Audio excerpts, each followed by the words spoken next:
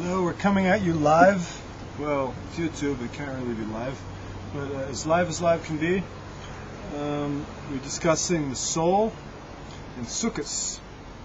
So the world is divided into place, poison, and time.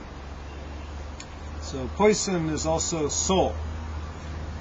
So how does God work into what we call the soul? Soul teaches, I'm reading from the Josef, great Hasidic master of the Radzin dynasty. Soul teaches that God, may He be blessed. I like to use the Hebrew word Hashem instead of God, so I have trouble keeping to one term, so just bear with me. So Hashem, may He be blessed, says that He has a connection to Israel that's above the soul. There's places beyond the soul. It's quite an idea unto itself. This shows that Hashem may be blessed. God shows this. Hashem may be blessed shows this with reference to the high priest.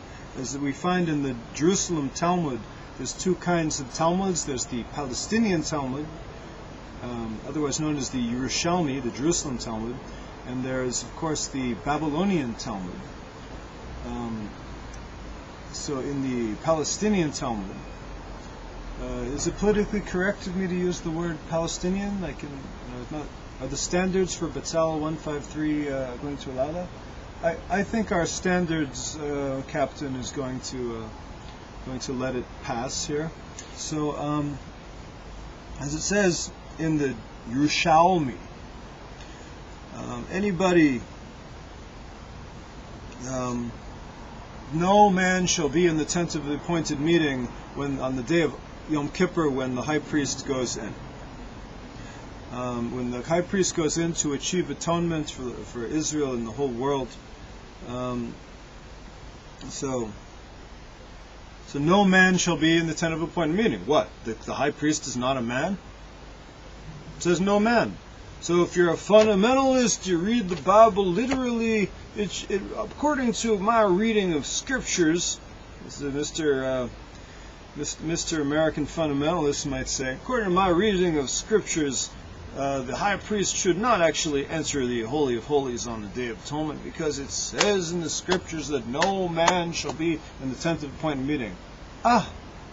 What do the rabbis say? The rabbis say he was not a man. At that time, he was a man. He put on his pants one leg at a time like anybody else. He did, in fact, use the toilet. However, the time the high priest would go into the Holy of Holies on the Day of Atonement, when he went into what we call in Hebrew, lifnai v'lifnim, beyond. He went into the beyond at that time. A man is limited in the world. This man's soul is limited. Man's soul cannot go into this beyond, this realm beyond the soul. But going into the Holy of Holies is going lifnai v'lifnim, going beyond and inside to a place where no man goes. And at the time when the high priest would do this, people saw him on this way going in, and they saw him coming out, and they saw that his face was burning like a torch of fire. He looked like an angel of the Lord of hosts. He was not a man at this time. He was something beyond man and beyond the soul. It was totally beyond man's apprehension. Man couldn't conceive of what it's like to be in the Holy of Holies. Now, the one who was appointed to dusting and sweeping the Holy of Holies, or perhaps doing some repair work, who was lowered in a little box, was closed on three sides, and on one side he'd do his work, so he didn't actually look at the Ark of the Covenant. Now, there's no descriptions of him coming out like an angel.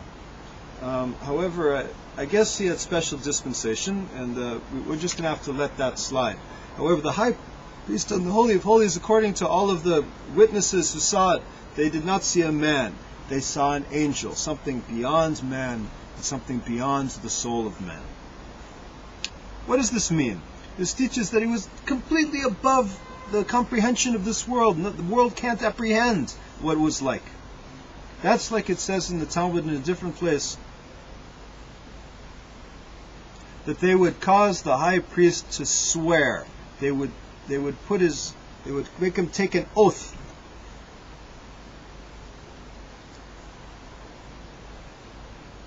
that he would not fix something outside and bring it inside. I don't know what this means. I'm going to have to skip to the deep interpretation, which is a big no-no in teaching Hasidus. First you need the simple meaning, and then you jump to the deep meaning. However, it's in Yoma Yud Tet, the 19th page in the tractate of Yoma on the Day of Atonement, in the Talmud on page 19, folio B. Whatever it means, the Rebbe here says, Shaloi kanas b'shum tefillah. It was not his own understanding. Let's fix something on the outside and go on the inside. Whatever it means, in the inside it means he wasn't going in with his own mind. He was going beyond. God was opening up something beyond man's comprehension. His soul was in a complete state of nullification before the Holy One, blessed be He.